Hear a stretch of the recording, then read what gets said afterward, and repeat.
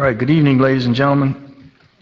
I'd like to call the Tuesday, August 9th, 2016 Community Redevelopment Agency meeting to order. It's approximately 5:19 p.m. Roll call, Madam Clerk. Board Member Maldonado. Here. Board Member Williams. Here. Board Member Roth. Here. Board Member Shelley. Vice Chairwoman Faircloth. Here. Chairman Porter. Here. For the record, Mr. Shelley just walked in. Yes. Any additions, deletions, deferrals? Mr. Williams, do you have the mic? Oh, no. Go ahead. Tab 1 is the approval of the minutes. Move it. Is there a second? Second. All in favor? Motion carries. Tab 2, Stephen? Hold on. Go ahead. All right. Tab 2 is a resolution of the Community Redevelopment Agency Board of the City of Homestead, Florida, approving the allocation of grant funds recommended by the Homestead Community Redevelopment Agency Not-for-Profit Grant Evaluation Committee, approving grant agreements, providing for implementation, and providing for an effective date. The CRA staff recommends that the CRA board approve a resolution authorizing the disbursement of funds based on the recommendations made by the Not-for-Profit Grant Committee. The recommendations are as follows. Greater Miami Youth for Christ, $35,000. Homestead Soup Kitchen, $25,000. Mexican American Council, $20,000. Three Virtues Organization, Inc., $10,000, and Changing Children's Lives Foundation, $10,000. As most of you, I think, are aware from past years, we allocate $100,000 per year to be distributed by as two not-for-profit agencies that service the CRA that are located here in Homestead. The way that the $100,000 is allocated is by presenting the matter to appointed members of the Not-for-Profit Grant Committee to review and score, and the highest rated gets the highest slotted amount, which is $35,000, and that continues down to two $10,000 grants. The committee met on July 19th, 2016, and heard presentations, very brief presentations from the applicants. The applicants gave brief 5-minute presentations. The time for the presentations is mainly for the committee to engage in any question and answer with the applicants for the grants.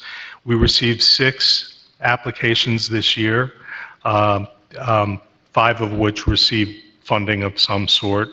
The scoring criteria were whether the organization's objectives meet the goals of the CRA plan, whether the need for the proposed project within the community is sufficient, the anticipated impact of the project in the area, and qualifications of the organization to complete the project. The members of the committee ranked each proposer, and this was how the scoring came out, and that is how the funding has been allocated. And we're here today for you to hopefully approve the allocation as recommended by the committee. Questions from the board? Vice Mayor? Yes, thank you, Mayor. I'd like to start out by congratulating all of the nonprofits for being recommended for this award. It's very much needed, and we know at a time when the money is very limited, it's very heartening to know that we're able to provide these nonprofits with these funds. I just had 2 questions for the nonprofits that are being recommended an award. I just wanted some more information as I read the packet. It wasn't as clear to me, and I just would like some clarity. Do we have representation from the Changing Lives Foundation?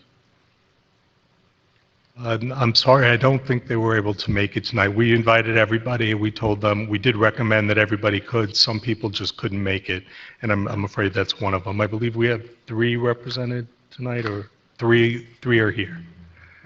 Okay. That's unfortunate. The other one was Youth for Christ. They're not here either? No. Wow. They're receiving $35,000. Well, recommended. Well, I'll just state my questions for the record. For the Changing Lives Foundation, I kind of wanted some more information about the juvenile diversion program. I think it's great and timely for the community, but it really wasn't spelled out on how they would be implementing or facilitating that. And as I was reading the packet, it appeared to me that the funds would be used for the capital improvement projects for the facility, the air conditioning, because that's what the quote was for. But the entire application, it included the juvenile diversion program. So I was really interested in that. I understand that they requested 35,000 and they're recommended for 10. So perhaps I was wanting to know where they're going to fill in the gap. Vice Mayor, if you would like, I would like to speak to them and get that information for you and provide it to you, if that would be sufficient. Yes. I will definitely That do works. that. I'm very Okay. interested in that. And then with Youth for Christ, they had several different items that they wanted funding for, and one was a culinary arts program, which I think is great. However, I don't think it's sustainable because they're focusing just on the reculturing and the shifting with the children. And when you want to reculture and shift attitudes, you can't begin and end with the children. There has to be a manner in which you build the capacity with the parents, because they want the children to focus on nutritious eating, but those children don't grocery shop, their parents do. So they have to build capacity with their parents. So I think with this, they're throwing darts and not hitting the target because the parents are the one who they need to build capacity with. So perhaps they can work collaboratively with the children and the parents, and not just helping the children to be able to create healthy snacks. It's just not sustainable or scalable to me. So I kind of wanted information on how they wanted to effectively roll that component out. Okay. Likewise, I will get that information for you, and if need be, facilitate a dialogue between you and them. Okay, thank you. Those are the only two questions I had. Thank you, Vice Mayor. Mr. Williams? Yes, thank you, Mayor. My question is, and maybe it's not for staff, but the applications when they come in, are we looking more at, programmatic expenses as it relates to what they're asking for, or have we determined that these monies could be used for building improvements? Actually, we have established a 20% administrative, and everything else we want to be programmatic, if at all possible. However, the distinction that we do make is that under certain circumstances, for example, if you're offering an educational program for young children, you have to hire consultants or independent contractors to actually do the programmatic nature of what you're doing. And therefore, that is considered, even though you're paying for staff per se, it's part of your program. So we do try to make that distinction, but we also try to keep administrative expenses as low as possible. So let me re-ask my question a different way, to maybe you can answer it. Monies that we're giving out within our scope of what we are allotting this money for, can it be used for building improvements? Yes. So if that's the case, why don't they use the other mechanism that we have in place so that these monies could be used actually providing services in building facility? I can't, if you're asking why they don't apply for other types of grants to use for building improvements, I can't. I'm talking about from the city. I'm sorry? I'm saying from the city of Homestead. Right. I can't answer that question. I'm sure if they're eligible, they can apply for other types of grants, but that doesn't I guess we did not decide, we've never made the decision that they could not use that to help improve their not-for-profit, and therefore it would qualify for this grant, unless there's a policy decision made to the contrary. So I guess my question would be, and Vice Mayor brings up a great point, and Vice Mayor, let me ask you a question. What is your understanding, or what would you, because I know you really dealt with this over a couple of years, the understanding that you want us to have as relates to when these not-for-profits fill out these applications for programmatic or more building, because that's the issue I have with. With me, it would always be programmatic, not just brick and mortar capital improvements, Right. but really putting money into children, into programs to help build capacity for kids, to engage them with their parents. That, to me, would trump facilities any day. Okay, you understand my concern about as it relates to the building, that money going towards that. So how can, I guess, going forward, can we put that in? Maybe this may be a question for the mayor or the manager. Put that into perspective of changing the policy that these monies can only be used for program expense and not building or capital improvements. You can all set the parameters for these fundings any way you'd like, so we're fine with whatever direction that you give us as a board. We'll incorporate those parameters for the next cycle. Okay.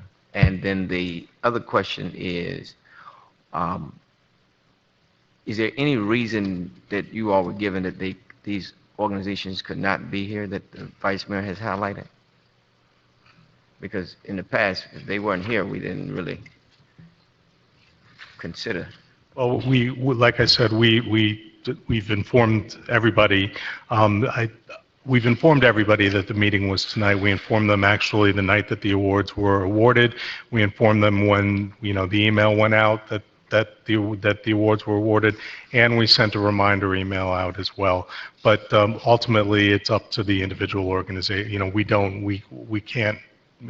It could be any number of things. It could be the weather. It could be that the dates just happened to fall on a day they couldn't be here.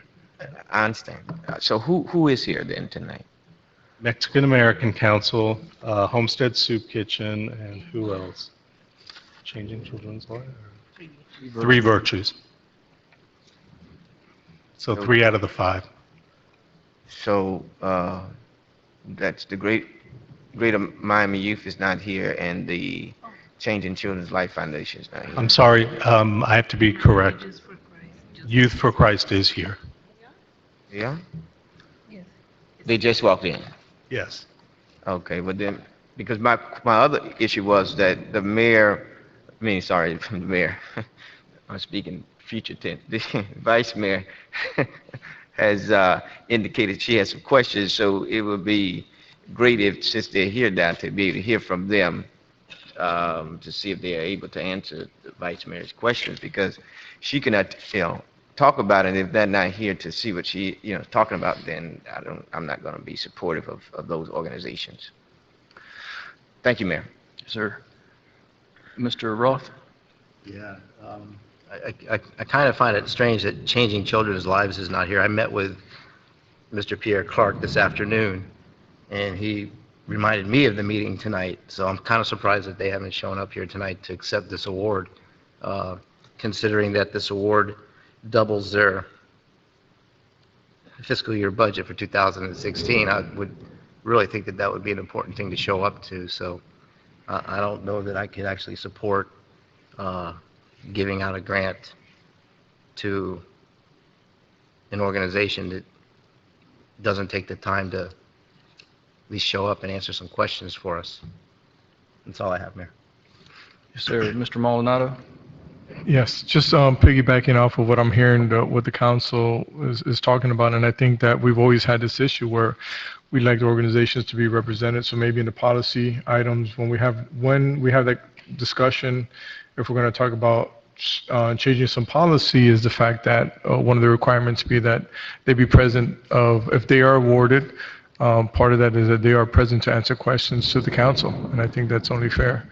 as part of the policy. So that would be something that I would recommend, and when we have that discussion, because I'm hearing that we are going to have that discussion. That's all. Thank you, sir. Vice Mayor? Yes, thank you, Mayor. Just to go back to Youth for Christ, I believe the representation is here. Okay. I was mentioning earlier that I had some concerns about the effectiveness of the culinary program that you requested $5,000 for, to help kids to be able to create nutritional snacks to help prevent hypertension, diabetes, and things of that sort. Did you have any more information on how that would work?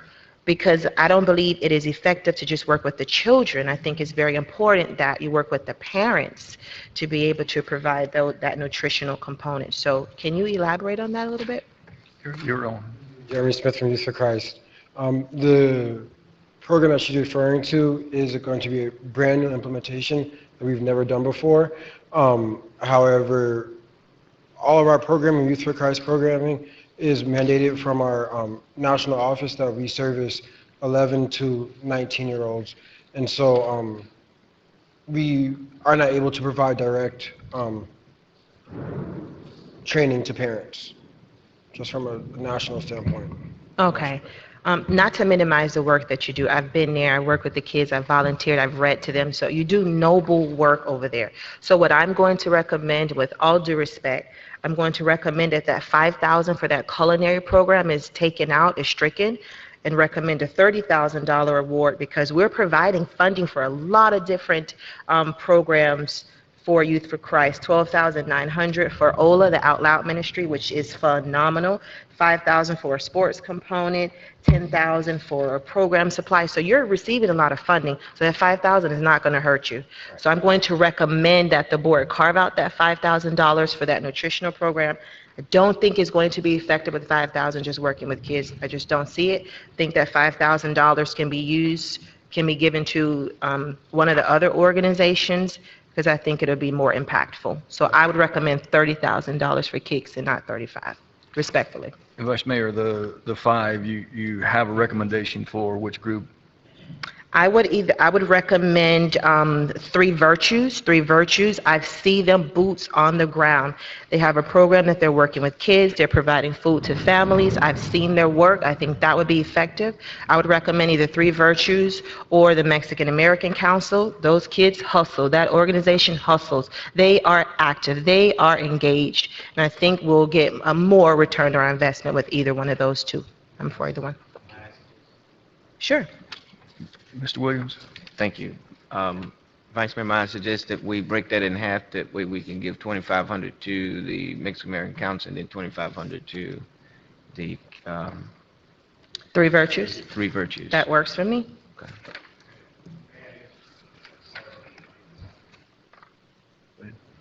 I just wanted to point out that Changing Children's Life is now represented here. So if there are any questions for them, they're here now. So all five recipients have showed up. Any other questions, Mr. Williams, Vice Mayor? Mr. Williams, finish? No, I'm digress to the Vice Mayor? Did we have to vote on that? Is that a motion? Because if it is, I'll second it. reallocate $2,500 to the Three Virtues organization, and the other $2,500 to the Mexican American Council. Second. And that 5,000 comes from Greater Miami Youth for Greater Christ. Miami Youth for Christ will go down to 30,000 instead of 35. Okay, there's a motion and a second. All in favor? Aye. Aye. Motion carries. Now, this is a public hearing. Let me open up the public hearing. I had a question for Changing Lives since they're here Go now. ahead. Go ahead. Okay. Vice Mayor? Thank you. Is the representative from Changing Lives here?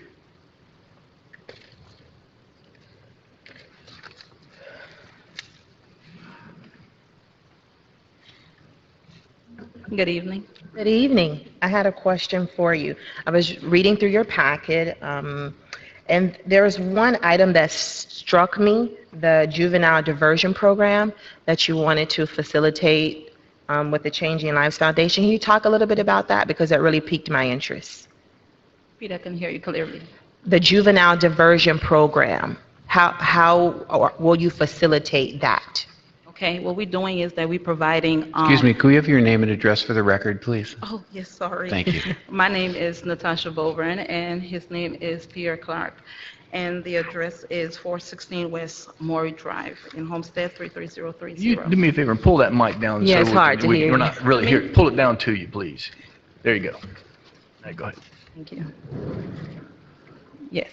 The program is entailed with helping the parents to prepare themselves for the children that attend our school system, where we are helping them to understand the information that comes home to the children, such as report card, notices, detention, suspension. And sometimes when the children bring the information home because the parents don't read the language, then they don't understand, and then it goes without a conference. That was very important to their education. So what we do is that we prepare the parents, and we provide workers where the parents can bring the information in, where we translate and help them to go forward with the children education.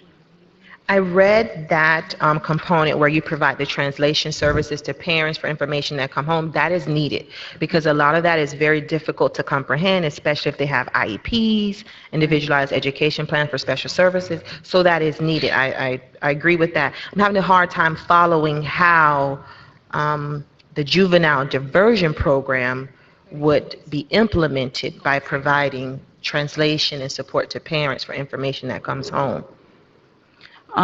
The juvenile program is for that reason, to help the parents to understand the educational part with the children, especially the parents that come to us. Our clients is already coming because that's where they're more comfortable. Because sometimes when they go different places, because of the language barrier, they don't understand, they don't feel comfortable to provide the personal information with their children. So that's why that's what we've been doing. We've been helping them in that aspect. I still having a hard time understanding, but let me ask you this before I get to that. You requested, I think you requested $35,000? Yes. You were awarded, recommended for awarding of $10,000. Mm-hmm. So what will you utilize the $10,000 for now that you didn't get the $35,000 that you requested? We broke it down for a start. It cannot do everything that we Right. wanted to do. So how will you prioritize that? So what we did was we broke it down with the salary of that one staff part-time with $1,700, and the office supplies with $700, with our internet and website and signs. With promotion is $675, and for rent for a 3 months period, it comes up to $4,000, and some in the lining and the carpeting, it comes to $2,900. That's not if the board recommends a $10,000, you're not going to have enough money for all that. Recommended. If you receive the $10,000, you won't have enough for all of that. So you would have to definitely prioritize. Is this your first time applying for this CRA grant? I believe Yes. so? Yeah. Yes. So what I would recommend, this is your first time, I want to give you the opportunity, to prove yourself and the effectiveness of your program. I would also recommend, if you want to facilitate this juvenile diversion program, that I can provide you some support from some other agencies that have been doing this for some time to help you get your foot off the ground, because you're well-intentioned. I'm just not sure you have it logistically all set, but I believe everybody deserves an opportunity, and I'm willing to give you that. Thank you. You're welcome. Appreciate it. Thank you. Any other questions? I have nothing further. Okay, thank you, ma'am. Thank you, sir. Thank you. This is a public hearing. Anyone is welcome to come up and speak on, for, or against any of these items in front of us. Coming up, Mr. Garza.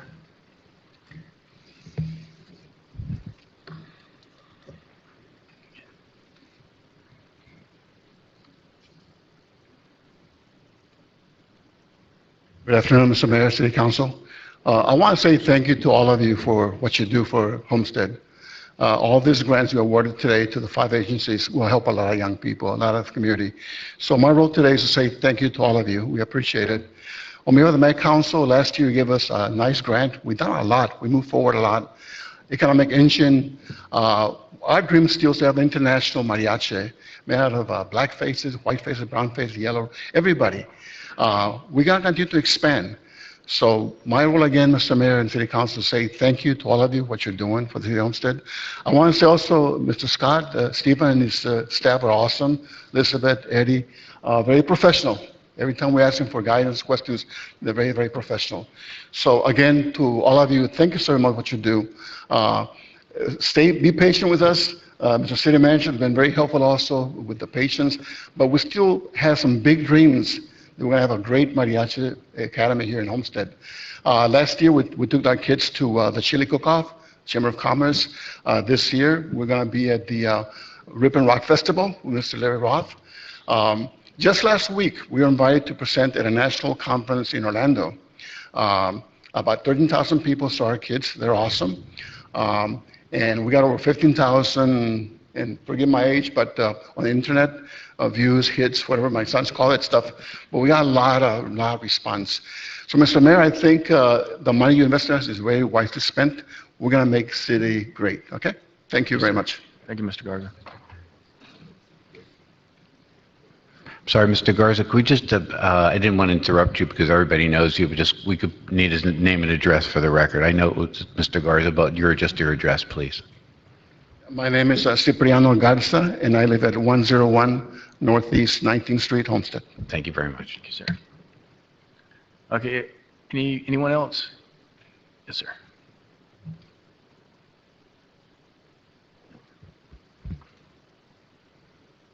My name is Alpha Flayman, Three Vertis organization member. My address is 796 Northwest 11th Street, Homestead, Florida 33030. I want to thank Mayor and Council and City Manager and all this staff for give Three Vertis the opportunity to receive the $10,000 plus the extra one. I know it might not be enough to do what we have to do. As a matter of fact, we have St. John's School that opened the door for us to do the after school, and that's what we're going to use it for. But we're still looking to see if we can find enough funding so we can serve those kids at St. John's School and 11th Street. But even though it's not enough, but if you know anybody that can help us, please, we're open for that. And we hope that we can find extra funding by January to continue the program at St. John's School. Thank you and appreciate it. Thank you, sir. So I'll close the public hearing at this time. Mayor? Mr. Manager? One question I had, did you want to decide today on setting the policy for next year's criteria that these funds be only for programs, or did you want to take that up at another meeting? I think we should probably go ahead and talk about it now because it seems, it's the topic. It's fresh on everyone's mind. Right, right now is what.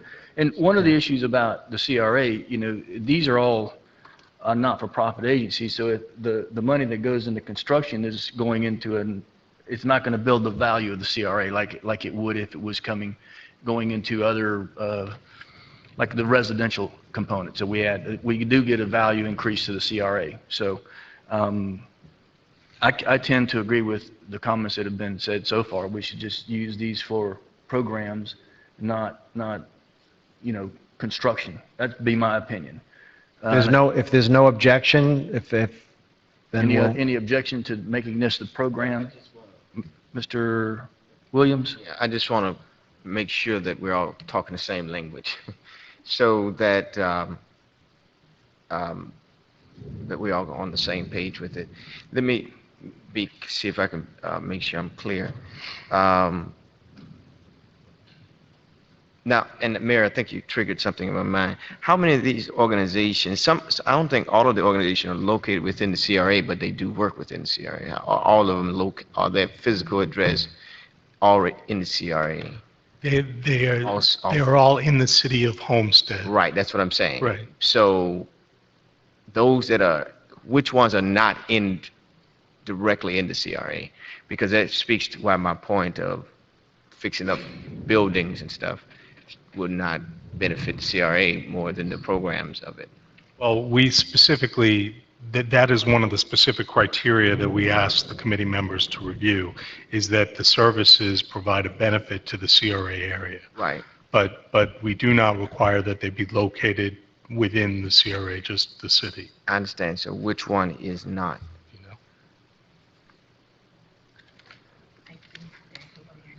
The Mexican American Council, we don't believe is currently located in the CRA.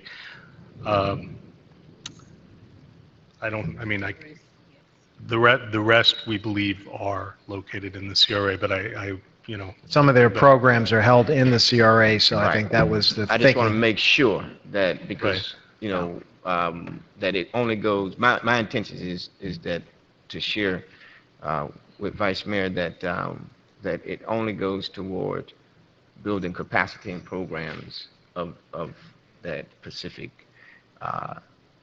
funding they're requesting, and that we cease and desist all funding that will come in to build or do capital improvements, and we keep that administrative part in there of the 20%, but everything else goes towards programmatic programming to build capacity for the organization.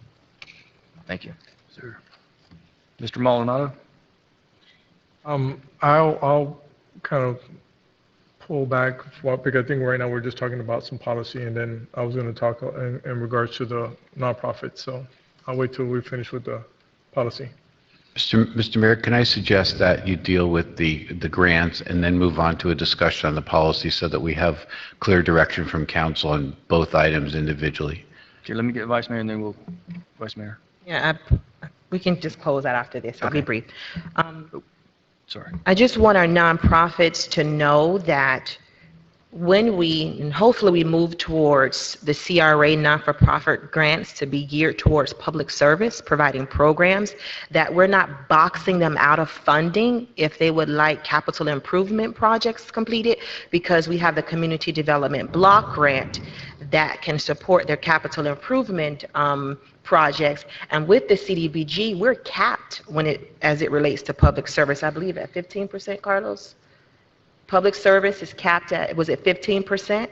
So we're capped as it relates to public service for CDBG. We have more funding for capital improvement. So if we focus principally on public service and programming for our CRA non-for-profit, I think it'll give us balance in the city as it relates to providing capital improvement funds and public service funds. So I move that we focus on public service and programming for CRA not-for-profit. Is there a second? Second. Moved and seconded.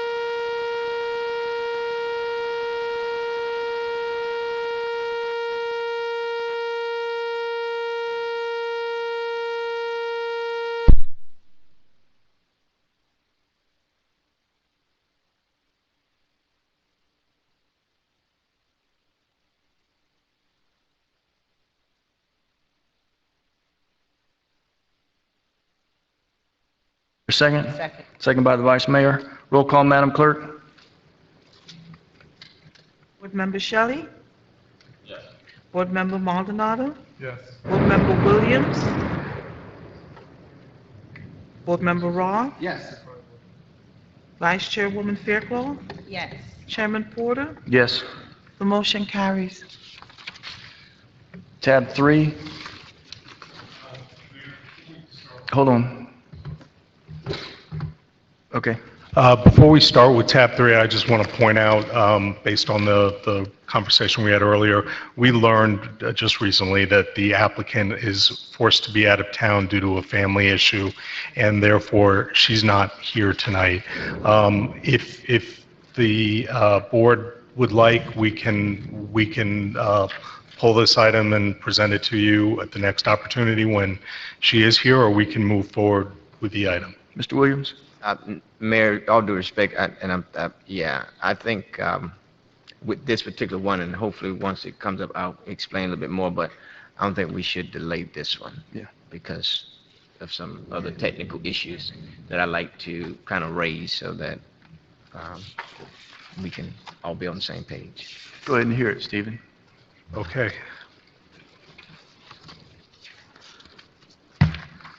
Tab 3 is a resolution of the Community Redevelopment Agency Board of the City of Homestead, Florida, approving the allocation of residential improvement grant funds, approving grant agreement, providing for implementation, and providing for an effective date. If you'll just give me a minute to get caught up in my book. Thank you.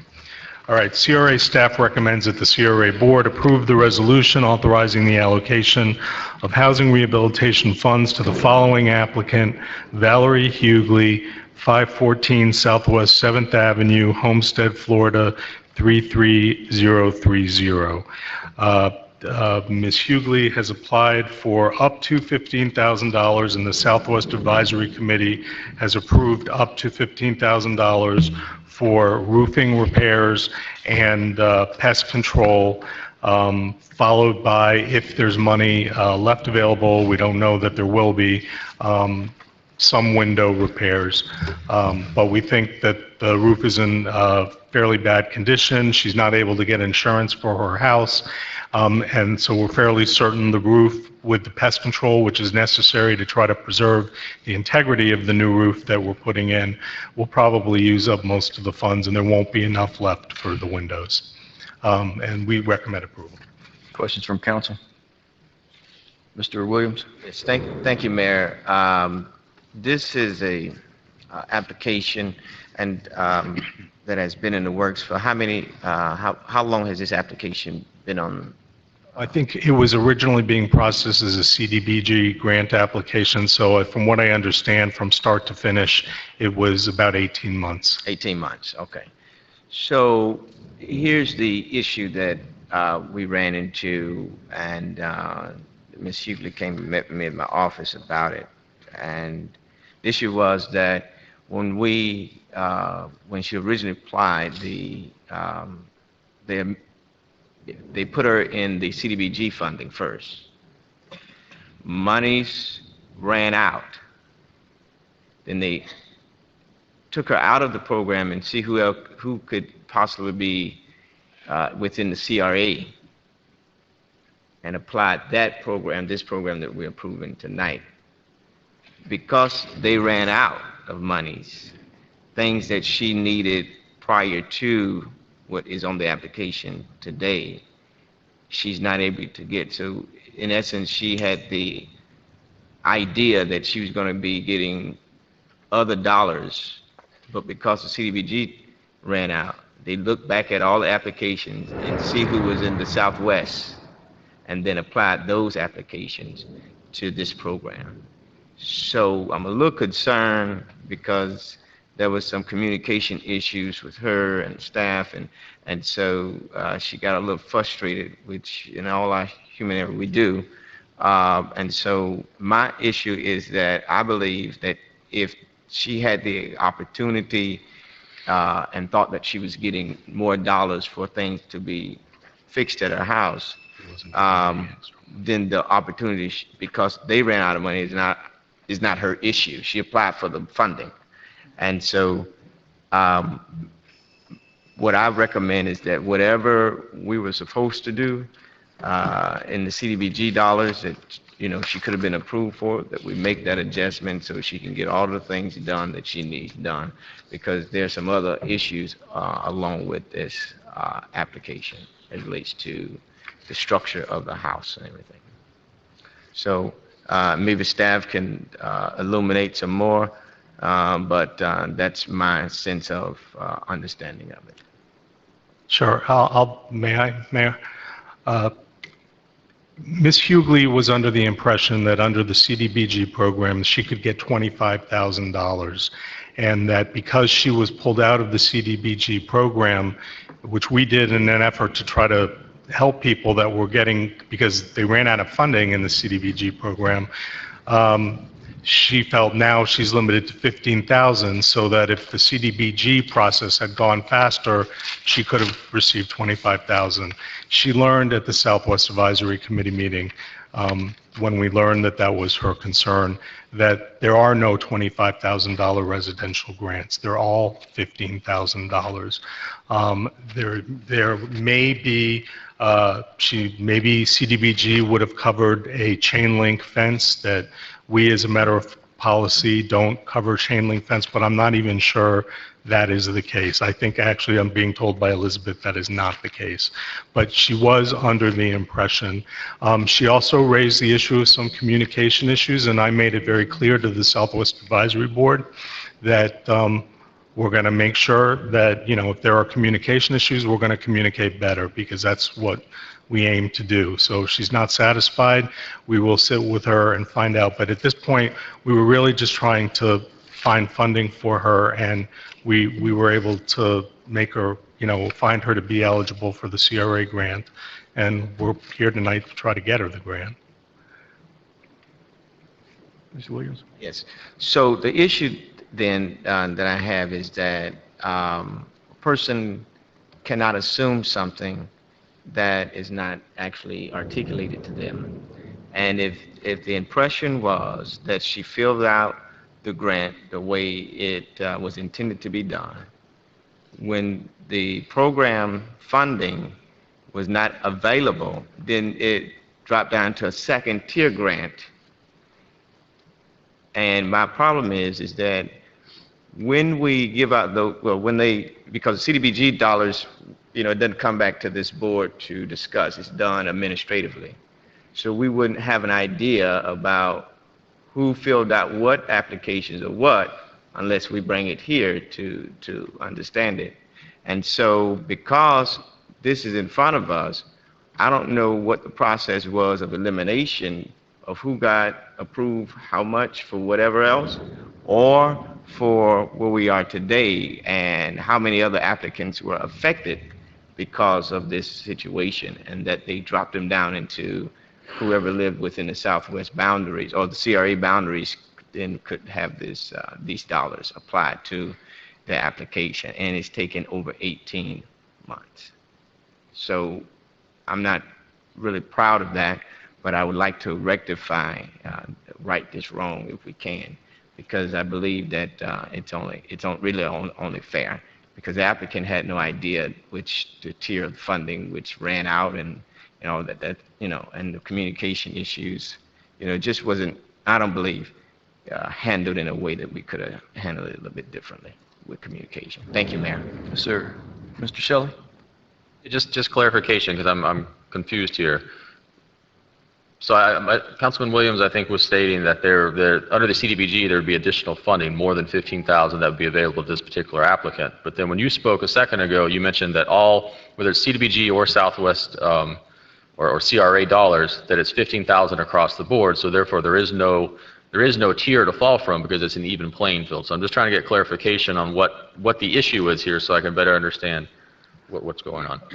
Well, you're correct. The money that's available under CDBG is the same amount that's available under the CRA grants, which is $15,000 for the residential. So the $25,000 was probably, she was probably confused because some of our commercial grants go up to $25,000. So I'm not sure about the tiered system. I do understand that she's upset that it took 18 months, and I have provided my assurances we're going to do everything to make sure that happens quicker. We did we did what we could here, but if she feels that communication can be better, we will make every effort to communicate better. But the 15,000 is the same whether it's CDBG or CRA. And did that change at the start of the process? Because I do know that we used to have the two different programs. We combined them into one. Before we combined them, was it different values or different monies, and therefore she applied when it was under still the old program? No, because I've been here it's been the same program since I've been here, and it's been more than 18 months. So I would say, I don't know, I can't speak for the older program, but that was quite a while ago. Okay, all right. Mr. Williams? Just for clarification then, for all purposes, because it was, when I talked with Elizabeth on the phone, she explained to me what the process was and what the issue was. So you're saying that we have never given more than $15,000 in a residential grant? Elizabeth would like to respond to that. Because that's not what Elizabeth explained to me over the phone. When I Yes, had Ms. you're Hughley on the phone. We have cases where the roof goes That's not my higher question. than My 15. question is, have we given more than $15,000 in a residential grant? No. Okay, so for not Before- CDBG, Before the program was $10,000 for facade or emergency and $5,000 for landscape. so When when we you, combine when it- you, hold on, when you told me that the person who goes out to inspect from the CDBG, the inspector, whoever goes out, they write down all of the stuff that it needs to be repaired and then submit it that way. You didn't instruct me in that, you didn't, The CDBG works different from the CRA. right? The CDBG has a consultant that goes to inspect the houses. Right. We don't have that. And I'm not very familiar with the CDBG program. Yes, they cover more if the house That's is in it, a that's the problem. condition. You said that they cover more. So what I'm trying to establish is that you all have said that you have not given out any money beyond 15,000. What more do they cover beyond 15,000? In her case, if the roof goes higher than $15,000, we have to cover it. Okay, so you can't The say, CDBG, I will ask Carlos to explain. so you the cannot previous say then you've cases. not given out more than 15,000, which you have, because if the roof is more than 15,000, then then the monies have been allocated to what? At this moment, we allocate what we have in the quotes. We have cases that when they go and fix the roof, they find another stuff that it goes over 15,000, and we cannot leave the job halfway, so we have to finish and complete the job, even if it goes more than $15,000. So. And we come back to the CRA to ask permission to spend more than $15,000. So in this. That's under CRA. So in this case, what happened where you all moved her from the CDBG to CRA? She gets $15,000. No, what happened? Up to 50. What happened? What happened? Why did she get to the CRA from CDBG? What happened? We cover up to $15,000. I'll respond. I quit. Yeah, what happened was right now there's a backlog, I think of about 18 cases waiting to get coverage under CDBG. So we decided anything that we can pull out from the CDBG list, we will pull out. But I just want to make clear that anytime we would go over, but this is CRA grant, not CDBG. Anytime we might have to go over, we would have to come back to the board to approve that overage. So this is nothing that we haven't been in front of you to get approval for before. So but the issue as far as the amount available, the dollar amount available, there may be differences in the CDBG program and the CRA program in terms of what CDBG will cover, the types of things. We don't dispute that, but she's going to need the money for her roof and the pest control and termites. And we think, so I don't know that really applies here, but I can tell you that the maximum grants, both under CDBG and the CRA, is $15,000. And what happened here is the backlog just got too long for CDBG. They're pretty much capped, so we need to do what we can to cover them under the CRA grants. Again, that's what we're here for. Mayor, last follow-up question. So so the issue is that, oh, let me just state this. When we recognize that there was not enough funding, one, did we follow up to let her know that she would be into this process? And number two, the person who came out from the city, or no, is the person that came out to inspect her house, did that happen with the CDBG dollars? Did the inspector come out to inspect her house for the CDBG? Did she get that far? Councilman, if I may address that, I can't speak to the fact if through the CDBG, if we had the inspector go out. But just to clarify, basically what Stephen was saying is under either program, it doesn't matter, the maximum is 15,000. But I'm asking, did the inspector come out to view her house under this process for the CDBG? I would have to check that. I do not know that information. Stephen, do we know? Elizabeth, do we know? You all don't know? CDBG? Yeah, did the inspector go to her house? Yeah. And then wrote up and said, this is all that needs to be done? Yeah, but the things that she asked in the application is not covered under CDBG. Even if some of the stuff that she asked in I'm the talking about application- now, what the inspector, we went out and said, these are the issues, this is what is covered on CDBG. Did that happen? She asked for the roof, they go and check the roof and ask for quotes on the roof. Did CDBG go out? Yeah, Calvin go out. So what did he say? See, because we don't have the Oh, no, CDBG no, no. part If of he it. If he went to see her house, no, he didn't. Okay. In this particular case, no, he didn't. Because she was in the waiting list. All right, okay, thank you, Mayor. Vice Mayor. Okay, let me try to sift through this a little bit. So Ms. Hughley originally applied for a CDBG grant, is that correct? She applied for the grant. We tried to extend all the CDBG funds. No, but my question is, when her application came through, was it? It's the same application. Because for what I'm both trying to programs. get at, because I believe Councilman Williams said that she originally applied for CDBG, the funds were expended, so it got shifted to the CRA grant.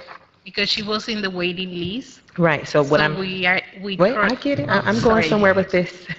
So from what I recall is in 2014, the CRA and the CDBG kind of merged.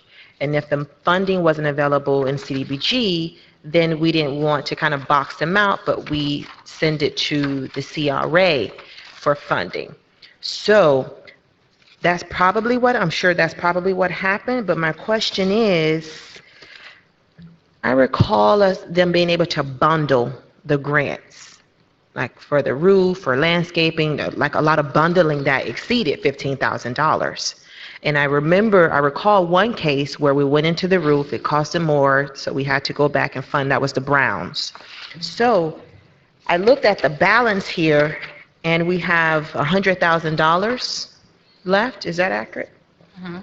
For the residential facade grants. I'm trying to figure out how we can expend more of the funds to be able to repair the needs, to repair the home, to satisfy her needs. Sure, the 100,000, we've already given, have we given out another residential? Says balance. Yes. We've already given out another residential, they just haven't drawn down on it yet. Okay. And, I'm not sure if you're speaking about this specific application or just in general, but we've got several that are now coming through in the pipeline. There will be demand for that funding, but, obviously, it's a policy decision for the board. If they want to provide more funding for this particular applicant, we could do it in advance, or we can do it when we determine whether or not the roof can be completed properly, and determine what the needs are once we get into the actual construction. From what I see here, she would request a roof repair, interior, exterior fence, pest control, and windows. Right. The problem that we have frequently with windows is that we follow basically when you fix a window, you can't just fix one window, you have to fix all the windows. And then when you fix windows, code requires that you put hurricane shutters. That's basically minimum standards. So the expense of windows is almost always more than the program can provide for. But we try to fit everything that we can into the money that we are allocating, and we try to get the most, we work personally with the vendors to get the prices as low as possible so we can get as much done. So basically, we're going to try to cover everything that we can cover that she wants, but we are limited. Okay, let me ask you this. So the grant that she is receiving is considered the residential rehabilitation grant, Yes. not the emergency home repair grant? No, but the truth is that they're all, I mean, we treat them pretty much the same. They come out of the same fund and generally are handled the same. But the repairs are different, though. That's what I'm trying to get at. Yeah. So under the residential rehabilitation grant, it includes roof repair and pest control work. So that would satisfy 2 of the items that she needed addressing, and then I would just leave the fence and the windows, which I don't see any one of them that cover a fence. Do we have anything that cover a fence? No, right? So we can't accommodate her there. I think a happy medium would be the roof repair and the pest control, if we can accommodate that. Yeah, we believe we can. So that is my recommendation. And as you said, if you get into the roof repair and you get 3/4 of the way through and you don't quit 3/4 of the way through, you finish out the roof and you come back and you get a clearance for more funds if it's needed, correct? That's correct. Mr. Williams? Yes. That was all right. Yes. So, You turn me. Oh, sorry, Mr. Williams, wrong button. Go ahead, sir. Okay. I'm sorry, I turned the wrong Okay. So the problem is that it's all one program now. So there's no residential facade improvement, no residential emergency home repair, or residential rehabilitation grant, right? Well, we have all 3 of them, and there's just the same $100,000 for all of them. It's one funding source. So how do we distinguish between which is one or We the look other? at the work. How do you, Sorry, we look at the work that they're asking to be performed. Okay, now the windows, you all went out and seen the windows? Is there water intrusion within the windows that are coming in or what? Is there water intrusion? What are the windows like? Apparently there's one window that is worse than others, and there might be some water intrusion. So if with we that. fix the roof, then how would that help with the? Well, win- it doesn't mean that the water intrusion will destroy the house, or there is a window that is problematic. And yeah, I mean, there is a window that's problematic. Did you all get quotes on the windows? We did not. Not yet. What about the roof? We got quotes on the roof. And then the pest control? We don't have quotes on that, but because we have past experience, we know that it runs in the $2,000 range. Okay.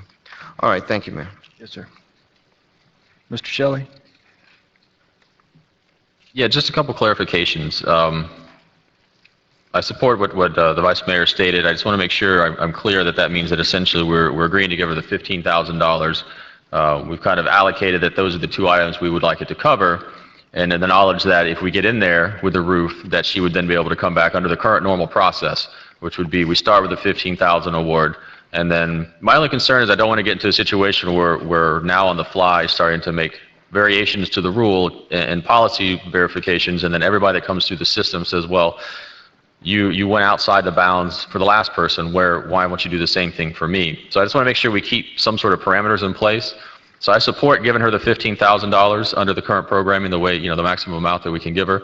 And then also knowing that if they get in there and find that the roof has some issues, that, just like with prior cases, again, with the precedents, that you would come back to us and then we could then approve that so that we could get her a full roof. And okay, Yes, so I'm supportive of that, although with that being said, there are a couple items, though, that when you stated some answers that raised some concerns for me, programmatic-wise, overall program.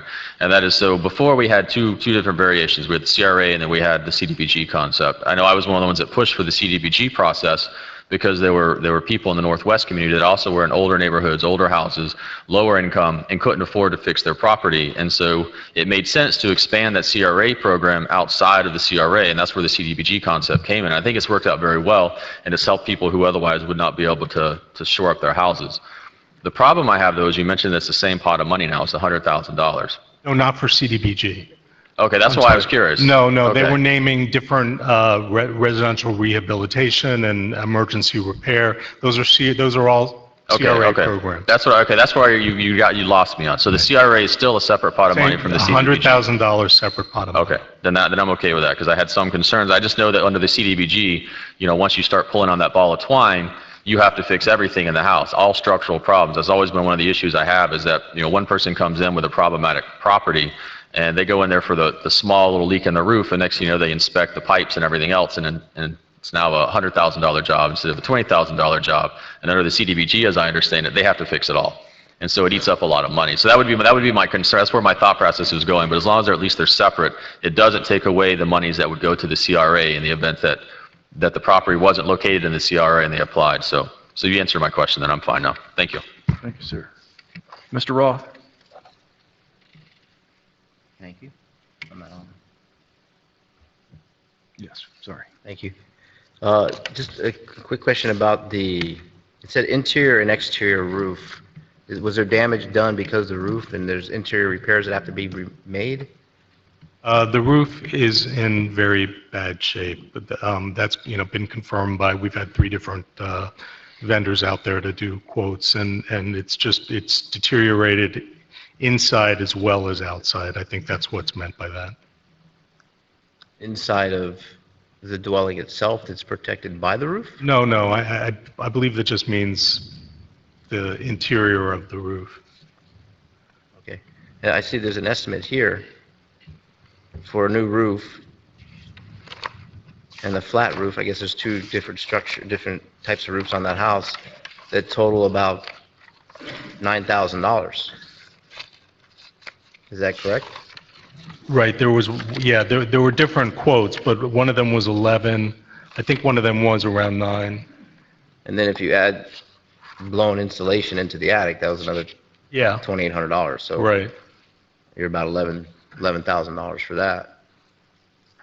Yeah, we like I said, we believe we can do the roof for the $15,000, but if for any reason we can't, we know to come back to the board.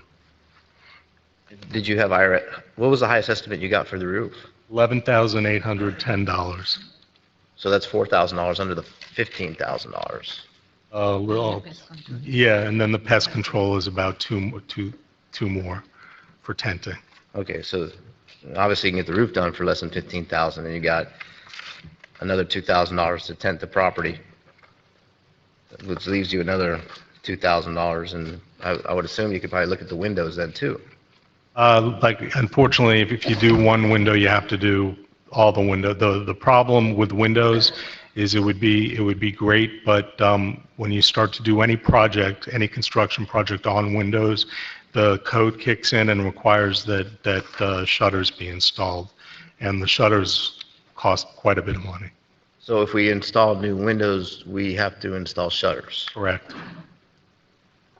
Okay, so that drives the price up some, because based on a roof estimate of about $10,000, if you take out the attic insulation, you're only talking probably about a 1,100, 1,200 square foot house.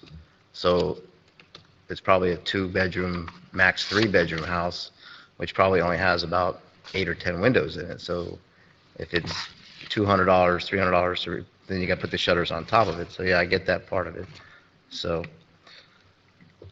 looks like there's enough money to do this. So I'm in favor of go ahead and doing the $15,000 to help this lady with her property. Thank you, Mayor. Thank you. Vice Mayor? Thank you, Mayor. I mean, she's being recommended for an award of $15,000, period. The highest estimate for the roof is $11,810. We factor in the pest control, will be around $15,000 or a little less. So I recommend that we move forward with the roof and pest control. And if you get inside the roof and determine that it requires more funding, do what you have done in the past. Take it back to SWAC and you bring it back to us to determine if we're going to approve more funding. We generally do, because you can't just get in there and not finish. So recommend that you focus on the roof and pest control. That's your motion, Vice Mayor? That is my motion. Is there a Thank you, second? Mayor. Okay. Mr. Williams? Yes, thank you, Mayor. My only issue is, I'm fine with what Vice Mayor recommended, is process and the length of the time that it's taken the applicant just to get to this part. That's what I want to make sure that, and then I heard them say that we have perhaps another 18 in the pipeline. So what does that do for our funding for next year? And those that are not in the CRA to be able to take advantage of it, of the program, what do we do then?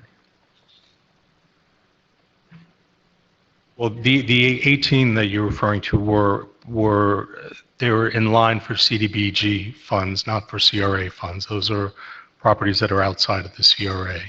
So we can't help them with CRA grants in this case, in those cases. Thank you, Mayor. Sir.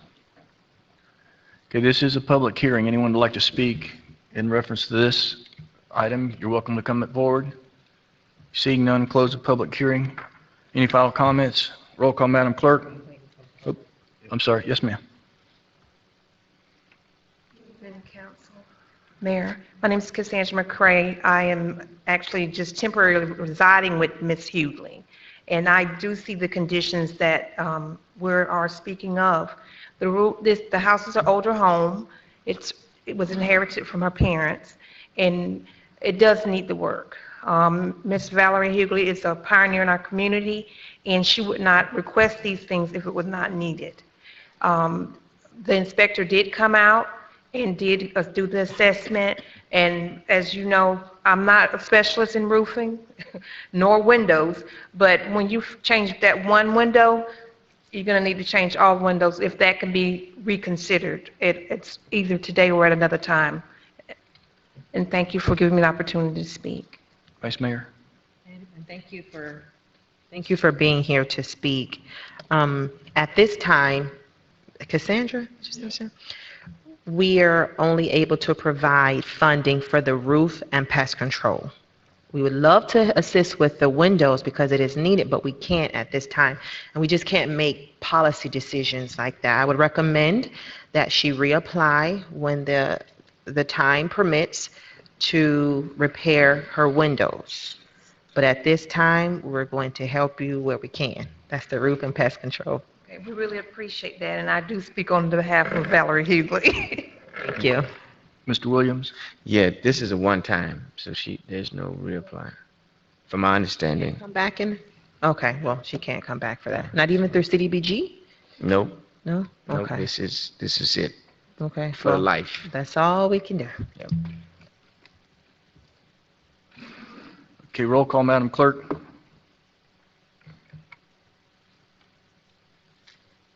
Board Member Williams? Yes. Board Member Maldonado? Yes. Board Member Roth? Yes. Board Member Shelley? Yes. Vice Chairwoman Fairclough? Yes. Chairman Porter? Yes. The motion carries. Thank you. Any final comments from the board? Reports? Any reports, Stephen? Nothing new? No, sir. Public comments? Is there a motion to adjourn? Is there a second? All in favor? Motion carries. Give us about 3 or 4 minutes and we'll go right into the committee of the whole.